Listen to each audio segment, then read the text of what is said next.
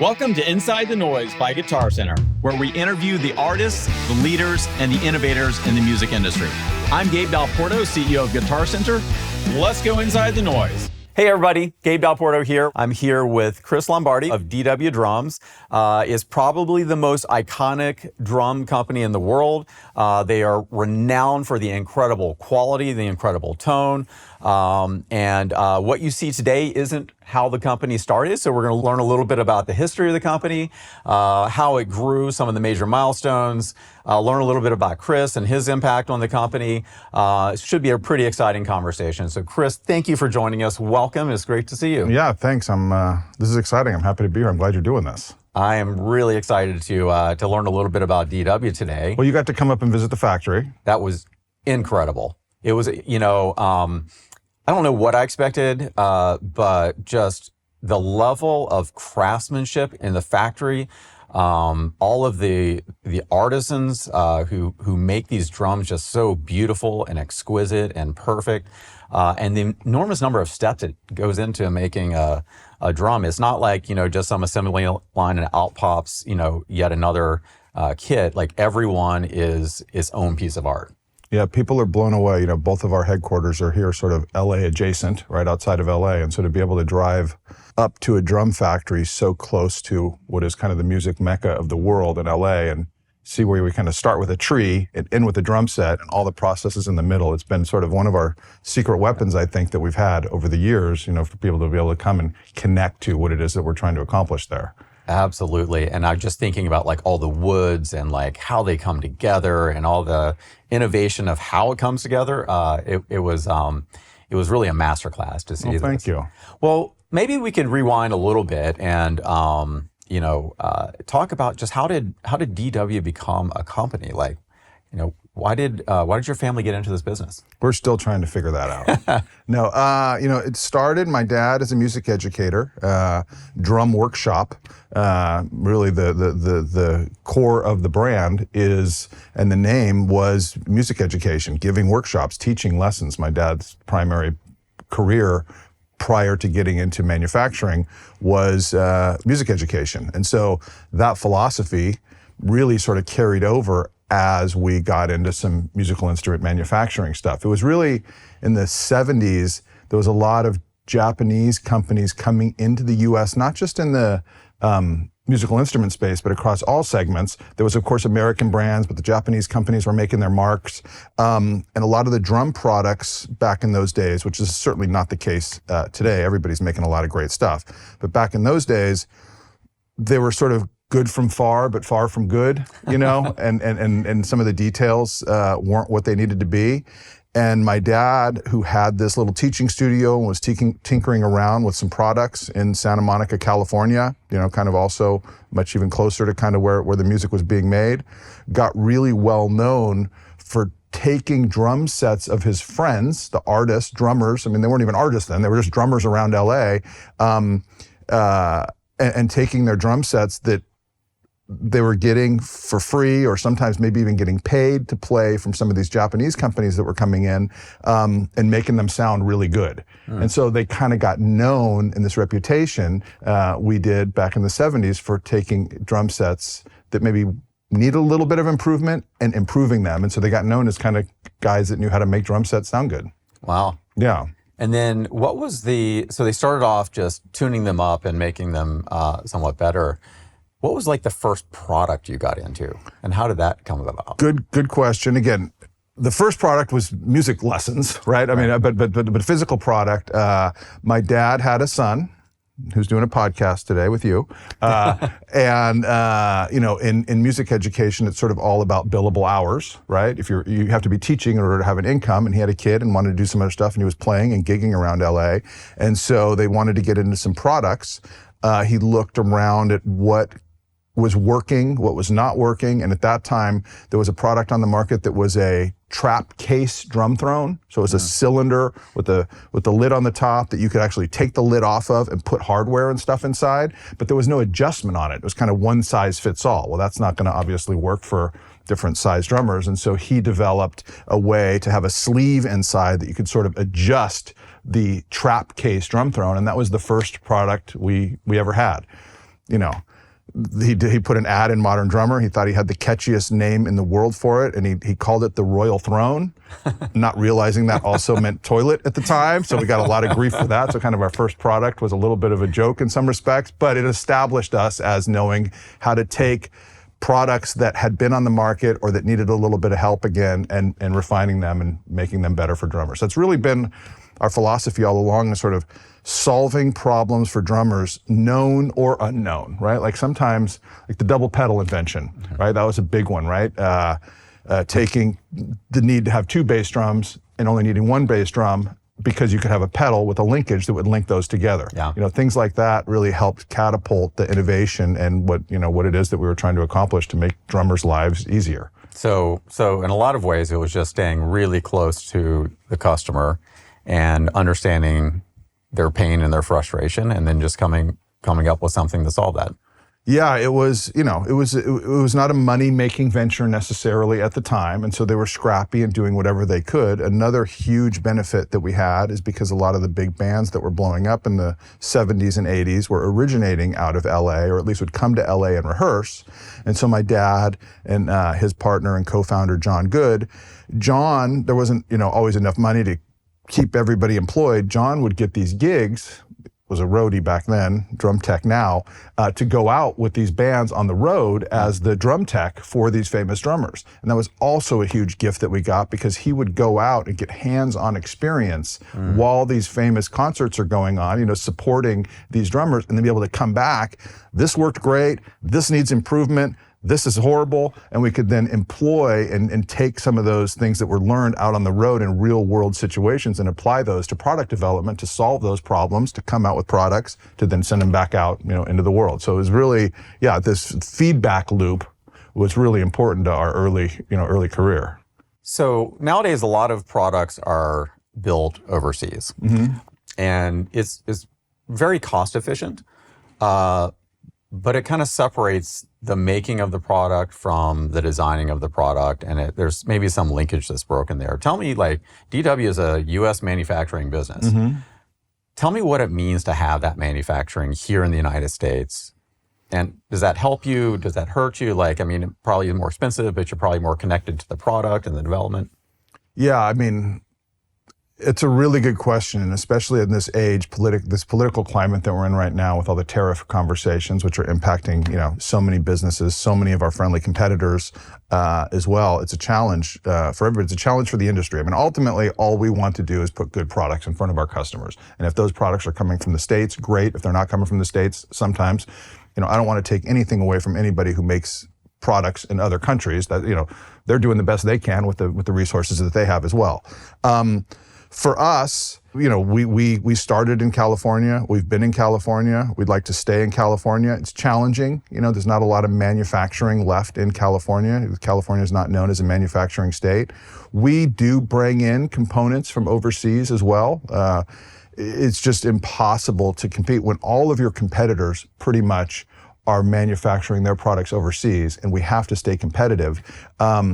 There's certain things that really aren't even available to us here in the US anymore, like chrome plating, for example. Almost impossible to get products chrome plated in the US. And so, some things, tubing, metal tubing, things like that, things that are not mission critical to the performance of the craft, in order to stay, to try to be as cost competitive as we can, we've had to bring some stuff in. That's where the tariffs, of course, come in, because we're doing the best we can. We have a factory, we have a team of people. Like I said, we're starting with a tree and ending with a drum set, but some of those components become a little bit more out of reach for us to, continue to acquire. So we are looking at maybe reshoring some of that stuff, bringing stuff back to the States, but it's a challenge. It's kind of all up for grabs right now. Yeah, I totally understand and feel your pain. But coming back to the stuff you do make here, is it helpful to have the artisans, the craftsmen kind of in the same building as you as you're envisioning product innovations and new products? Like I said before, it's truly one of our secret weapons, I think, not only for us, but to be able to have our artists. And the way we manufacture for maybe a famous drummer is the exact same manufacturing plant, the exact same people, the exact same processes that we're making for any drum set that goes down the line. And so while it's great and fun when a Chad Smith or somebody like that comes up to the factory and wants to have their drum set made, we open our doors, on Thursdays to tours of anybody who wants to come and see how the drums are made. And if you're ordering a drum set, we've done this with Guitar Center historically throughout the years for sure, because, especially in the early days, being more of an LA-centric company, starting with its roots, California-centric company, we'd use it to close some deals sometimes. Like, hey, come up and pick your shells, figure out what color you want, right? Because that's really what it's all about. It's a connection from the drummer to the instrument, and since we're here, let's utilize that as much as we can. And so, yeah, it's a huge gift. Speaking of you, being able to drive 30 minutes up the road to come see a drum factory, not have to get on an airplane and fly, halfway across the world. It's a true gift for us to be able to be here and be able to do it. It's so amazing. And when you think about like all the degrees of freedom that go into crafting your own custom drum kit, it's the materials, it's the color, like everything.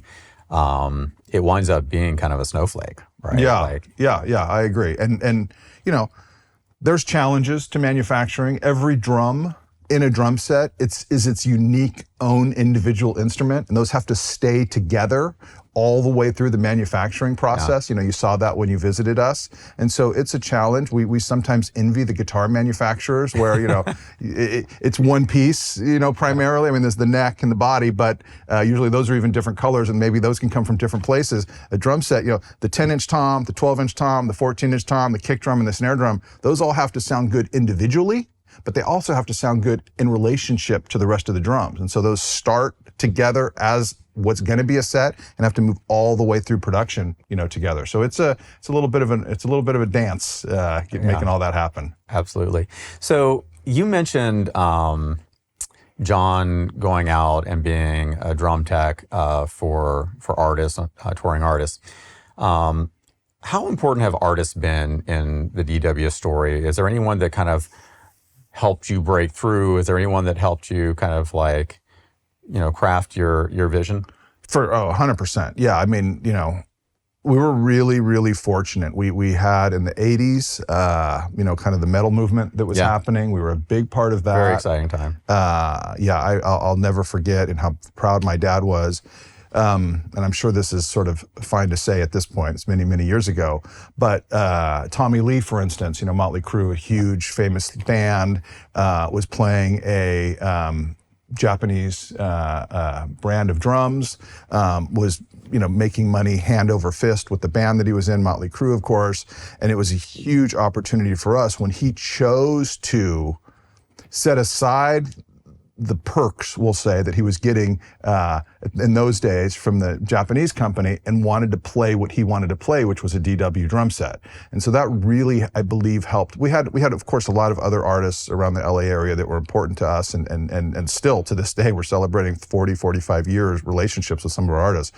But thinking back, that was one of the big, before influencers were influencers, one of the big influencers that we had, because it was big news that Tommy Lee left XYZ company to come play what we were really, a much smaller boutique company at that time, really helped us. Then it was really interesting because, as historically, that music genre suffered, right? As we were going into the 90s, sort of the grunge thing came in. And I think really as a result of that, the grunge guys were into the heavy metal guys, of course, right? But it was a different style of music. And so coming into the grunge scene and having the Pearl Jams and early on the Soundgardens and the Alice in Chains and those types of bands who DW became their voice for their drum sound, we were just, we just were able to really ride that wave at the right time. It was fantastic. So what was it that was so special about DW drum kits that attracted them? Like what really set them apart? Yeah, I think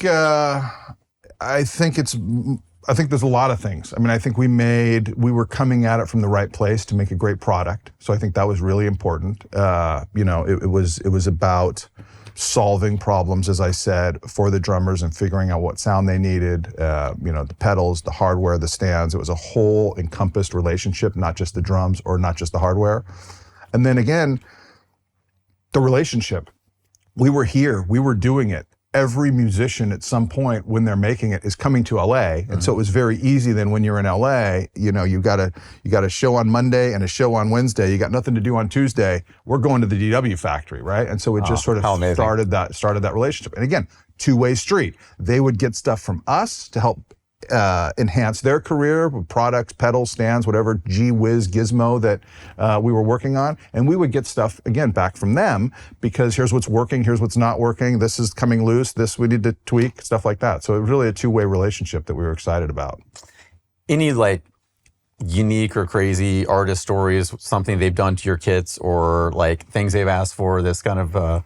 Yeah, I remember, for me, growing up, being such a fan of that music, especially in the 80s, I remember going to meet Alex Van Halen for the first time. He's always been a Ludwig guy, but different guys use different things in the studio. And so having an opportunity to go to their studio in the Valley and meet he and his brother, and I'll never forget, Eddie Van Halen coming up and introducing himself by name, like as if I didn't know who it was. I'm like, wow, this guy's really, really humble. I remember designing and developing early bass drum pedals for Rick Allen of Def Leppard to sort of solve a problem that he was having, trying to play the drums with one arm and be able to keep the rhythm going with his feet. And at that time, a lot of the electronic digital technologies weren't there yet. So again, and with all instruments, musicians talk, right? And so if you're good and you treat one musician in a way that they deserve to be treated. And again, this is not just for the famous people. We're open all day long. If anybody wants to come up, Thursday tours or otherwise, that's kind of how we relate. And so that message of we're doing it all for the right reasons, I think, is infectious amongst all musicians, and people just want to be around people who are trying to raise the art. So yeah, there's a lot of fun historical. I should have put some more thought into some specific crazy stories. There's some negative stories too, right? I mean, we've had some challenges in the past, shipping product out to for big shows and it doesn't arrive on time or whatever the case is, and the snare drum wasn't right, and they'd had to borrow another snare drum or try to put something that rattles a tom-tom in a snare drum for the gig. But generally we've been able to solve pretty much all those problems before they become real big problems. That's amazing. It must have been so much fun to be part of this iconic ride from metal to grunge to today. Tell me a little bit about how you got into the business personally, because your father and John founded the company. Why did you get in? Like, how did you get in? And, tell me about that. Yeah, that's, it's not that glamorous of a story, really. Growing up in a family business, as some people may know, that was really kind of all we knew. And I grew up, in this area. I went to high school less than a mile from here, as did my wife.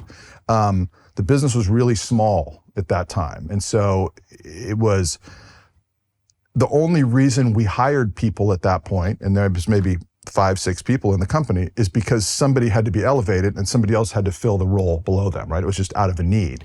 And so when I turned 16 years old, on my 16th birthday, my dad took me to the DMV, got my driver's license, passed my test the first day. I failed my first test. Did you? Yeah, I passed my test. I studied. I had to because the pressure was on. Like the family business was counting on me for this story that I'm going to tell. Passed my test. We walk out of the DMV office, and that was the day my dad hands me a Thomas guide. I don't know if you remember the Thomas guide. It was a book of maps, right? Right. A3. Before Google Maps. This is like a map book with paper. And that was the day my dad graduated from being the delivery driver for the company, because I got to become the delivery driver, right? And that was sort of my first job at Drum Workshop in high school, finishing out my junior and senior year, is I would drive around LA, and as I mentioned earlier, got to go drop off products for drummers around LA or pick up parts that we would use in manufacturing. And then from there, I really got to know the product. I got to know a lot of our local LA customers, a lot of our artists. And so it just became a natural progression. As things needed to get done, whoever was there would get them done. We never really thought we needed a sales team. Like, we weren't thinking that far ahead. But, and this ties very closely into Guitar Center, Guitar Center's rise at that time was happening at about the same time. And so we both, Drum Workshop and Guitar Center, and a lot of other great brands, both drums and other, were sort of riding this wave of what was happening in the industry, where it was becoming more mainstream to buy and, sell, manufacture, and for customers to buy musical instruments. And so my first desk job with Drum Workshop was I would call, I think there was 20 or so Guitar Center stores back at that time. I would call, and all we had was bass drum pedals and hi-hat stands. This is pre-making DW actually into the drum manufacturing business. I would call around to the 20 stores, no fax machines yet, and figure out how many bass drum pedals they had in stock. They were supposed to have 3.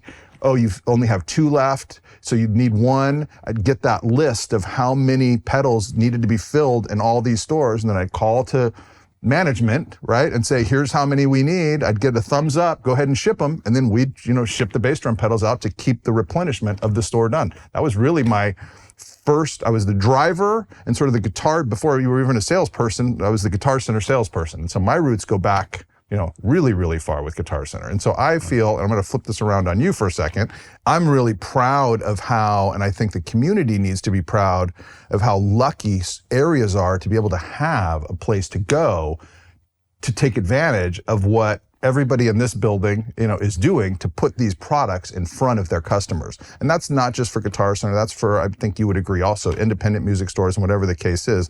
We really need to cherish those relationships in those communities where they are, because there's a lot of communities today that don't have that, right? And so I'm proud I was a part of that in the beginning. And like I said, I'm a huge supporter of what you're doing and the things that you're trying to make happen in these communities to raise the awareness and bring what it is that we do to the front line so people can touch it, feel it, smell it, get excited about it. So thank you. Well, I appreciate that. And I heard Jimmy Jam and Terry Lewis speak a little while ago. And they were talking also about how important it is to have brick and mortar music stores in every market, so that when the next John Lennon or Paul McCartney walks through the doors, they can experience instruments, get inspired, and get motivated to create the next Beatles. And without that experience, that might not happen, right? So I 100% agree. Having local music stores is absolutely critical, I think, to music, to musicians, and to all of us. And, without people like DW, then, there's we're nothing either, right? So it's a really great symbiotic relationship where you get to make these just incredible works of art, and we get to present them to the consumer, and we get to inspire the next generation of musicians. Yeah, and that's what it's all about, right? And at the end of all that, we get great music, right? So it's like a win-win-win all the way through. Everybody wins. Yeah, I agree. Yeah, I agree. It's fun. Hey, I just want to say thank you so much for listening to the podcast. We've actually been really overwhelmed by the response so far, so thank you for that. We have also noticed that a lot of you haven't subscribed yet. We have incredible guests coming up. I'm not even allowed to tell you who they are, but trust me, you don't want to miss this. So hit subscribe. That way you don't miss an episode. Now back to the program. So you take over the business. Was that in the early 2000s? Yeah, that's a funny story. My dad and John, my dad was the president of the company. John was the vice president of the company. I was really taking on more of the way that I sort of describe it behind the scenes is most of my job was taking my dad and John's ideas and trying to turn them into, how do we put this into business, right? What do we do here? I refer to my dad often as Willy Wonka and DW as his chocolate factory, and so. Oh, what a great analogy. Yeah. It's still, I'm leaving here right after this to drive to his house to talk about some, Slingerland, which we can get into if you want, Slingerland artist relations strategy stuff that he wants to talk about. So he's still super involved and still super passionate about the decisions that we're making and the things that we're doing. And so I was clearly taking on more of a leadership role in the company than just sort of the sales route that I had fallen into. John my dad was the president, John was the vice president. John was sort of protective over this vice president title. He didn't want, and nothing against me at all, he just didn't like the banking mentality of how there's a million vice presidents. He wanted it to sort of be special, the vice president. And so they were trying to figure out, okay, I can't just be the sales manager anymore. I need a bigger title. What title is there? And we didn't know anything about anything. And so they came up with, there's this title called CEO. We'll give Chris the CEO title. So we get it, we announce it. Only after the fact did they realize, oh, wow, I actually got a title technically that's higher even than the president and the vice president title. And so it stuck and we all got along great. And so it wasn't like some big, hey, Chris, you're doing great, we're going to make you the CEO. It was more like, well, you can't have this title and you can't have this title, we'll give you that one. And then only found out after the fact that I think that might be the most circuitous CEO story I've ever heard. Yeah. I can't really pat myself on the back for that one, right? It was sort of by default or by accident. And so, and I've worn it proudly for, 25 years. Yeah, it's been a great honor. So what, talk about your mark on the company. And, the company has really evolved a lot. I mean, I was speaking with Paul Reed-Smith and he goes, there is no overnight success. Yeah. There is just like a lot of hard work and struggle, and eventually it kind of works out. But so from very modest beginnings, you've become like a titan of the drumming category. But tell me, when you started to become a leader in the company, what impact have you had on that journey? Yeah, that's a really good question. I as we joked before we went on air, I don't do a lot of these. This is not my my comfort zone, because my dad and John really have been, and rightfully so, the voice of the company for so many years. For me, it was really, as I said, about trying to take what their intentions always were and steer those into a way that a Guitar Center would want to buy this product, right? I was way more involved on the manufacturing side, not the technical manufacturing side, but the connecting the dots of all the manufacturing stuff. They would travel a lot and I would be the one sort of back in the factory holding the stuff together. The joke around the factory is no one loves a good spreadsheet more than me. I know it sounds boring, but that is a part, that is a part of the business that is really, really important. And so I really took on way more of the business side of the business, and they were more, I think, on the artist relationship side, because that's the roots that they came up with, or the product development side, also the roots that they came up with. So that left a really great niche for me then to focus on the business side. And I think we all three agree we're so lucky to have each other, because it's really hard to find one person that's great all three, and to have it in sort of a family business where there's so much trust built because of the relationship you have and you've been together so long. It really was sort of the perfect pyramid or triangle of the three of us to be able to work together. I got to spend a little more time thinking about the answer to that question, but that's kind of what comes up for me, as I'm answering it right now. I think that's great. Family businesses don't always work, right? There's a lot of family dynamic, and it's tough. It's exciting to hear a story of, collaboration and support, and in a way that really works. Yeah, I mean, I'm not going to say it's not with its challenges, right? I mean, it's a lot of business, a lot of business all the time, especially for my dad, who's so passionate about this. But he coached my baseball teams and coached my soccer teams and stuff like that, so we had that relationship as well. But a lot of Thanksgiving dinners were spent around the Thanksgiving dinner table, talking about the next bass drum pedal, or the challenge we're having with the felt sticking on the beater ball, or whatever the hinge breaking on the bass drum pedal, or whatever the case was. Yeah, it's a lot of. But that's also fun, right? That keeps us connected. Completely. Yeah. Good question. So tell me about, more recently in the last 10 years or so, I guess you launched PDP in the 2000s timeframe, but you've brought on some other lines. And tell me how they all fit together. Why expand beyond just the DW brand? Good question. What role do they play? What do you want them to be? Yeah, the PDP line was actually really controversial for us when we came out with PDP, because we have done and continue to do, and we're grateful that we are really leaders in the high-end space on both the aftermarket hardware accessory business and the acoustic drum side. We have a pretty significant market share there, which is fantastic. And that's we feel that we've earned that over the years. And so, and we put a lot of time and energy and continue to develop that and continue to try to raise the craft of what that is. And the DW brand represents that. And what we wanted to be careful of is a lot of our friendly competitors, they take their name and they put it from their high-end product all the way down to the bottom end of their product. And we didn't want to do that. We wanted DW to mean one thing all the time whenever you heard it.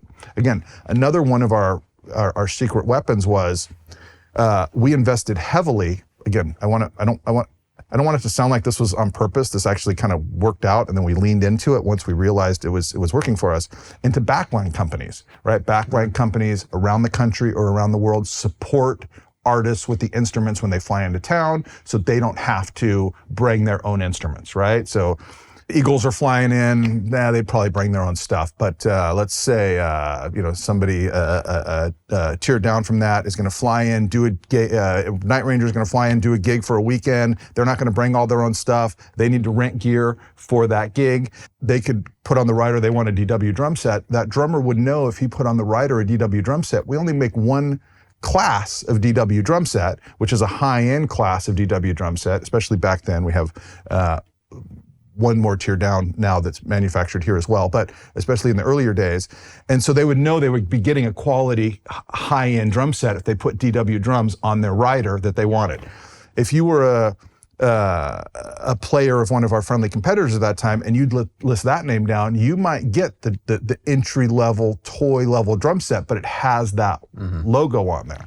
And so that was really a early stage gift for us. And so protecting what that DW brand meant, that's one example of why that worked for us, was so important. And so when we wanted to be able to take technologically what we had come out with and do it at more of a affordable price point, again, to inspire younger people to get into drumming with great products, nothing frustrates me more, and I know we share this, than somebody committing to want to play an instrument, whether it's drums or guitar, and they buy something that is just a toy and it's not a great experience. Yeah. And that's going to turn, it's like we had them, we could have hooked them, and it wasn't fun for them, right? And then they're out, not because they didn't love it, because their fingers start to bleed, whatever, or it didn't sound good. It was more of a toy. And so we wanted to bring some of these advances that we had into drumming to the lower price points, but we didn't want to do anything to change what DW meant. And so there was born PDP, Pacific Drums and Percussion,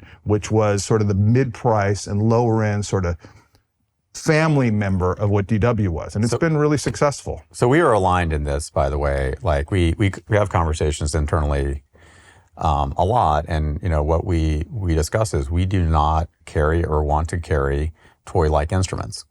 Right? Anything in our stores is a quality instrument. Now they're just different price points, but the entry point is quality. Yep. And there's a whole echelon below that where there is no quality. Yep. And it's not a good experience. Yeah. Yeah. And for us, so removing those, even that next tier up, even though there are quality instruments at those lower price points, that wasn't what the DW brand meant. DW was craftsmanship made in Oxnard, California. Mm-hmm. And so we wanted to separate those. It was controversial. I had a lot of very powerful CEOs of people in the music industry thought it was a mistake. They're like, "Why? You have this great brand name. Put your name on everything and you'll sell way more." And I'm like, yes, but we have something that I think all of our competitors want, which is this high-end market, and I don't want to do anything to risk losing that. I agree from your perspective as someone whose job it is to sell as much stuff as you can. Us putting the DW name on a broader scope of products will sell more, but if it doesn't work and you're wrong and DW brand gets watered down, you'll just move on to selling the next cool thing. All I have is DW, right? And so I've got to do everything I can to protect what that is. And so it was just an example of sort of sticking to what's working for you and not, kind of selling out and putting your brand, your brand name on things much further down. Completely understand. Now tell me some of the other brands you brought under your umbrella. We had an opportunity to acquire Latin Percussion, which is a fantastic, very similar story in terms of where its roots came from, the intention of what that brand was meant to do, which was inspire and lead this whole genre of music. I mean, there's a lot of pressure there. It's Latin percussion instruments, and the name of the company is called Latin Percussion, right? I mean, it's like there's a lot of pressure there, and so that's been a great one for us. A lot of great partners, a lot of great artists. It's very similar. It has price points at different price points, but it caters to every type of hand percussion, rhythm making product that we can need. We have a great partnership with Guitar Center on that. It's a great brand for us. And then I had an opportunity a few years ago. Being an American drum company before DW was around. My dad obviously had to play other drums when he was a kid growing up. We had some friends at Gibson, and they had owned the Slingerland name. Yeah. And so I had a opportunity through a friend of a friend to make connection with the then CEO of Gibson. They had the Slingerland brand. They weren't really doing anything with it. And I was able to somehow, behind my dad's back, acquire that brand and gave it, there's a video out there on YouTube somewhere of this. It's really fun. Give it to my dad as a birthday present. But he thought what he was getting from me was a vintage Slingerland drum set. We had a bunch of artists there. Surprise, happy birthday. And there was a Slingerland drum set there. And he thought, oh, that's really cool. I got an old Slingerland drum set. That was cool. But wait, and the video pops up from the CEO of Gibson at the time. And he says, hey, Don, happy birthday to you. I know you think you're getting a Slingerland drum set, but I just want to let you know your son actually bought you the company. And so I was able to present him with the company, Wow. which was completely amazing for him because it had gone dormant for a while, and it was such a great classic, historical, very relevant, unique sound instrument that so many drummers of my dad's idols grew up playing, that we just were not, we spent a couple years to make sure we got it right. Technically, that we wanted to pay homage to exactly what the original product was, but some of the stuff didn't work that great, frankly, like the throw off and things like that. So we had to update and upgrade some of those things, and we just had a very successful relaunch of a lot of that product in this last year. We're super excited about it. That's a bold move. A lot of equity in that brand. Yeah. A lot of history, but somewhat dormant. To relaunch a brand, it's challenging, especially in today's climate. Yeah, sure. Yeah. How is it differentiated from DW then? It's a different. The shell.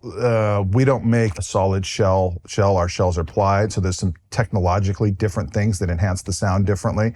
But the ply layups, the manufacturing process, some of the finishes are different. All of the U.S. drum manufacturers, Ludwig, Gretsch, DW, Slingerland, even some of the smaller boutique ones, we all bring something a little different to the market in terms of sound. I think we can, at DW, we'd like to believe, because we're manufacturing our own shells here, we can make any sound you want, but there's still some nuances to the way that the DW sound is, and Slingerland and Gretsch and Ludwig, they're all unique. They're all different. Yeah. Tell me about, I'm going to shift gears on you a little bit. We've been talking acoustic drums and acoustic drum hardware, and I think very, just incredible legacy category. The last 20 or 30 years, there's been tremendous innovation in digital drums. Mm-hmm. And I'm reminded a little bit of the evolution of digital cameras. Yeah. So you had film. We use that one. Yeah. And film reigned for a century, and the early digital cameras sucked, but they were kind of cool. They were novelty. They're easy. You take a bunch of pictures, kind of grainy, whatever. But there was a tipping point where they actually hit the quality of film, and then at some point they exceeded it, and now everything's a digital camera. Is that the moment now where things are moving from acoustic to digital, or is there always going to be a role for both? Wow, that's the $1 million question. I think, for your assortment and your stores, you're trying to figure that out. Personally, I'd like to know so I know what to sell. Yeah, I know. Yeah, I know. Yeah, we'd like to know as well. No, I don't believe, I do not have a crystal ball. I don't know that I'm the best authority on this because we've primarily been an acoustic drum brand, although our toe is in the water now in the digital drum space, and we're working on figuring that out. More challenging than we thought, and I can talk a little bit about some of the strengths we believe we have there and some of the challenges I believe we've had there. But just sort of at the macro level, no, I think there's always going to be a need for both. I mean, the joke my dad and I always have is, the testament of a lot of the electronic drum companies, planting the flag and say we've arrived is when they can get their electronic drums to sound exactly like an acoustic drum set. Well, it's like, well, then why didn't you just play an acoustic drum set? If that's the goal, yeah, what's the point? So, but I'm a realist, and I'm all about technology as well. And it is 100% true that it's a different way to express yourself. You can express yourself differently. There's different things you can get out of an electronic instrument that you can't get out of an acoustic drum set.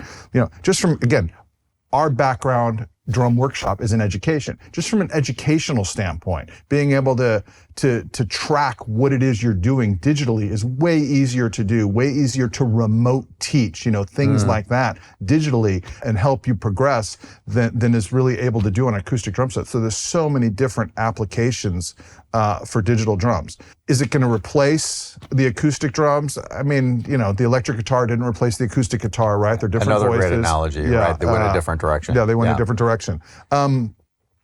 We would love to break down the barrier that I believe the guitar industry has been able to break down, that electronic drummers and acoustic drummers are drummers.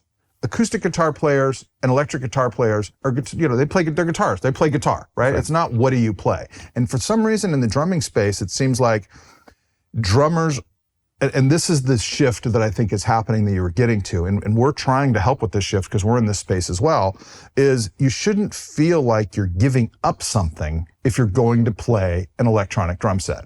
And I think that's kind of been the case. Electronic drummers, and it's way better now, and you see people gigging on electronic drums, and there's a lot of benefits to it, for sure. But it was almost like it was just to control the sound, right? It was like a volume thing. And there's so many other great benefits for, one of which the educational aspect, but just also, the way that you can trigger things and control things and monitor the volume for the rest of your bandmates and plug into different sounds for different applications of different songs, and all the different genres that you can touch with the same drum set that you have. The benefits are definitely endless. We want to try to break that stigma down of they're just drums, they're just drummers, right? And it's not a pro or a con or a strength or a negative. You're just playing the drums. And I think the digital electronic drum, and that's when we came out with DWE, that was the mindset that we had. It was like, hey, this is being done. So I'm glad you brought up DWE. Yep. Explain to everybody what that is and what you're trying to accomplish there, because I think it's pretty interesting. Yeah, we started on a project the way that we kind of do everything, like what problem can we solve with digital drumming, right? What do we see out there in the market that's happening right now? There's some very big successful companies that are doing a great job, but what can be improved upon there? What problem can we solve for the drummer, known or unknown? And one of the big things for us that we saw was that whenever you looked at an electronic drum set, again, in terms of playability on stage, or people wanting to get up on stage, play their drums, if they're the opening act, or they're playing at a bar or a club, is what we call the spaghetti nightmare of it, which is all the wires coming off of everything. Well, there's that has to be there because there's a latency issue that the wires solve, as opposed to if you go remote. I mean, in some other instruments, you can get away with a little bit of latency, but in drumming, you can't get away with any. You can't be pinging on the cymbal and hearing it, at a different time. That's going to totally, obviously, goof you up. And so we embarked on a goal of trying to solve the latency issue so we could have wireless triggered drums, which was really just, I won't get into the technical aspects of it, but it was moving the smarts of the drum into the actual shell, as opposed to a wire taking it to the smarts of the drum brain. So each drum actually has technology in it that makes the drum smart, and that's what transmits the sound. And so, long story short, we solved the latency issue so we could then make drums wirelessly. So then they look like regular acoustic drums, again, trying to break that barrier down of people not wanting to play electronic drums because they look different than acoustic drums. Yeah. It's been successful. It's hard to change the mindset of the established, brands that are out there, but we're doing it for the right reasons, and we hope more people want to get turned on to it. And we're kind of good with however it lands. We're just happy with whatever we can get there. Well, things may take time, but if you build a great product, people will come. Yeah, the technology's sound, so that it works. So that's great. So so recently in 2022, you combined with Roland. Yep. Partially as a result of this electronic drum solution that we came up with. And so tell me, like, how'd that come about, and how does that change your role, how you operate, kind of your vision? Yeah, that's a really good question. They've been an incredible partner to us. They are cultures of our, growing up in the U.S., I always knew Roland as Roland U.S., right? They have their U.S. entity here, which is more of their sales office. But to me, that was my relationship. And they're great as well, but getting to know the factory and the manufacturing company and the headquarters in Japan, our cultures, they came from the same roots, right? They had their Willy Wonka back in the day, right? Who was developing products, and so we came up kind of the same way. And so and their company actually started within a couple of weeks of when our company started in 1972. Yeah. So we celebrate our anniversaries almost exactly at the same time. There's a lot of great synergies there.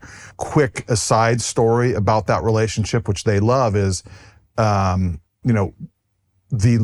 DW lug design, the round lug that sort of identifies DW when you see it on stage, our round lug, that actually came from a company called Camco, which my dad had an opportunity to buy the tools and dies from very early on. Some guy owned it. He didn't want it anymore. My dad didn't have the money to tool everything up on his own, and so they worked a deal.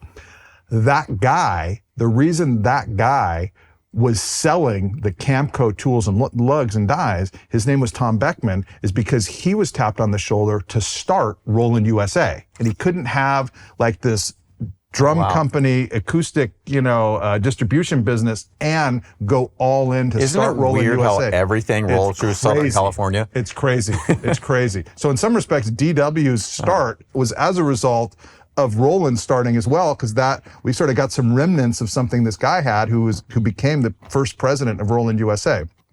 Anyway, so take that full circle. Roland is a great company, a great brand, great leaders, and we had developed something in the electronic space that we believed and they believed that could be a great collaboration. And so we decided, let's not do it apart, let's do it together. And so on the acoustic side of the business, it's business as usual. I joke with my dad, like he doesn't even realize we partnered with Roland. Like he doesn't even know. Of course he does know, but it's just they on the acoustic side we do what we do. On the digital side, the technology side, we get to bring our vision for what drumming is supposed to be to their very advanced technology side, and so it's been a really good, positive relationship on both sides. Yeah, fantastic. Yeah, it's good. I guess the final question I have for you is, what do you see for DW over the next 50 years? Like, what do you hope your legacy is? Like, how do you make sure that the company, stays true? Boy, that's a great question. We don't spend a lot of time thinking about the long-term future. We have planted a flag. We want to dominate the acoustic and electronic drum side of our business. That gets people motivated, and I think people can rally around that.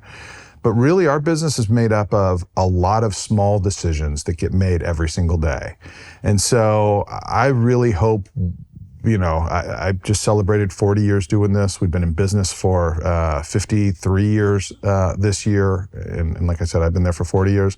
I really hope as this continues on, that part of it doesn't change. I hope we don't get gimmicky, we don't come out with a new bass drum pedal or a new cymbal stand or a new hi-hat stand every year just to try to get musicians to get into their pocket to buy the new latest thing. We come up with new products when we believe we've solved a unique or a different problem. And so I hope and I believe, and I believe that's the philosophy of Roland too. A little different, the technology space continues to have to evolve. If we have a great bass drum pedal that's been working great and we can make small refinements and small enhancements to it, that's good enough. We don't have to every year come out with the 2023 model and the 2024 model and the 2025 model. And I think that's served us well, and I really hope that continues to stay. And that's what I'm fighting for. And Roland, loves this about what Drum Workshop is about and has supported this as well. I'm really hoping that stays sort of the mantra for the company going forward. What is interesting is you've had various decision points throughout your history where you could go for the commercial answer, right? Extend DW brand down and not create another brand. Continually launch, slightly new, different product lines. And maybe we are thinking about the long game then, sort of by default, I guess. Right? Yeah. But you kind of are, right? Yeah. And you've taken the probably better long-term decision, but slightly less profitable short-term decision. Yes. To do what you think is kind of right for the business, the brand, the customer. So I think you're already set up pretty well for that. I appreciate that. Yeah, I think if you really stop and think about the decisions that you're making of what's ultimately best for the drummer and have that be your guiding principle as much as you can, the decisions often, surface themselves pretty easily. And that's having my dad as the drummer who's ultimately the customer for what it is we're doing. There's never any escaping that for us, right? That's the filter that it has to pass through. So we've been, fortunate to have that. I think that's important for any company. So Chris, back in 2018, Guitar Center got to honor your father and John by inducting them honor, yeah. Inducting them into the Rock Walk, along with our 2018 grand reopening of the Hollywood store. Tell me what that meant to them, what that meant to you. Yeah, that was really special. I recall Sheila E. got inducted that same time, so to be thought of sort of at that same level, growing up, we've talked about being a Southern California company, going to, the iconic Guitar Center Hollywood and seeing, what that means, and to have that memorialized for ever was really, really special to them. And it was more special also because, as I mentioned before, to get that honor from Guitar Center, a company that we really feel that we came up through the kind of hard knocks together with. We were in some respects all trying to figure it out together at the same time, and have both had different varying levels of success throughout the years as a result of the commitment that we've made to this instrument. It really made it more special. I know for my dad and John, it's one of those things that they cherish, they're honored, they're humbled by it. It was really special for them. So yeah, thank you for that for sure. Well, we were super excited to have them as part of the Rock Walk family, and just understanding the incredible contributions they have made to music. Thank you. Made it special. Yeah, thank you. Well, I think with that, we're going to wrap things up. Chris, thank you for joining us today. This was such an incredible conversation. I'm such a huge fan of what you're doing. Thank you. You've made such a big impact on the industry, on drummers, and looking forward to see just how this evolves over time and the continued partnership. Thank you. I really appreciate it. And thanks for everything you're doing too. Hey, everybody. I hope you enjoyed that conversation with Chris Lombardi. DW is the benchmark for drums, and it's amazing to hear how that company came from such humble beginnings, basically taking okay drum kits and making them great, to building their own products, their first breakthrough being the adjustable drum throne, to really being known as an iconic company making the best kits on the planet, serving some of the most renowned musicians in the world, and to see how they continue to push that innovation now with digital coming and bridging the gap between traditional kits to digital kits and like the innovation that's happening there. It's really exciting to see DW progress. So I hope you enjoyed the conversation. Don't forget to subscribe, and I'll see you next week.